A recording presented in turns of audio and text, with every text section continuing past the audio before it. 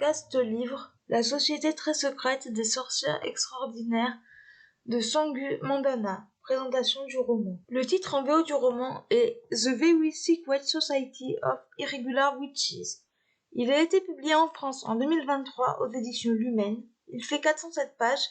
Je lui ai mis la note de 8,5 sur 10 et le conseille à tout le monde. 4e de couverture. Franchissez les portes de la maison de nulle part et laissez-vous envoûter.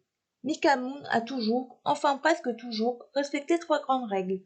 Cacher sa magie. Dans les vidéos qu'elle poste en ligne, elle fait juste semblant d'être une sorcière, faire profil bas, après tout, qu'est-ce que 14 000 abonnés, et rester à l'écart des autres sorcières, sauf à l'occasion de leur sacro-sainte réunion trimestrielle.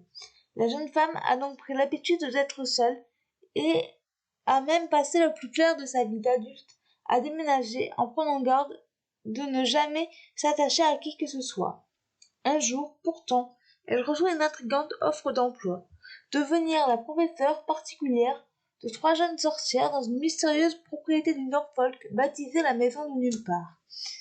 Et voilà qu'en un coup de baguette magique et contre toutes les règles élémentaires de sorcellerie, elle se retrouve bientôt mêlée au secret de ses 4 hôtes aussi excentriques qu'attentionnés. Parmi eux, Jamie, bibliothécaire irlandais grincheux, mais contre toute attente attirant et prêt à tout pour défendre ses 3 petites protégées. Or, à ses yeux, la nouvelle venue est une menace incroyablement irritante. Alors que Mika commence enfin à sourire aux autres, l'idée d'avoir enfin trouvé une famille, une vraie, et peut-être même plus, fait peu à peu son chemin dans son esprit. Mais la magie est imprévisible. Et si toute cette histoire n'était qu'une bombe prête à exploser? Ce que j'ai pensé de ce roman. J'ai apprécié cette lecture. Le résumé étant long, je n'en dirai pas plus. Les personnages sont sympathiques. Mika est une jeune sorcière de 31 ans qui fait des vidéos de magie sur les réseaux sociaux. Elle fait partie d'une société de sorcières qui ne doivent pas dévoiler leur nature. Rosetta, Terracotta et Altamira sont 3 jeunes sorcières qui ont du mal à contrôler leur pouvoir magique. Elles ont chacune des caractères bien différents. La première est réservée, la seconde est colérique et la 3e est joviale. Ken, Lucy et Jamie sont les adultes de la maison qui élèvent les petites en attendant le retour de voyage de leur maman.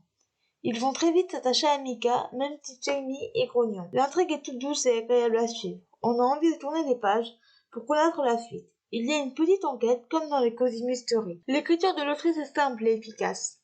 La fin est bien, on ne s'attend pas à ce dénouement. La couverture est très jolie.